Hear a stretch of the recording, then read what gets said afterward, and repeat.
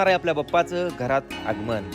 सगळेजण आपल्या गणपती बाप्पाला घरात नेत आहेत. मग आम्ही गेलो आमच्या भाऊकीचा गणपती आणायला थेट गिरजावड्यात. गिरजावड्यात गेल्यानंतर तिथे अनेक अशी मूर्ती होतात ज्यांच्याकडनं नजरच हटत नव्हती. एकदा तुम्हीही बघा.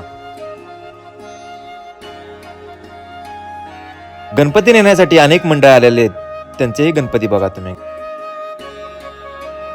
मग तिथं आम्ही आमच्याही गणपतीला हात देऊन आम्ही थेट नेत आहोत आपल्या गावात घोषणा देत.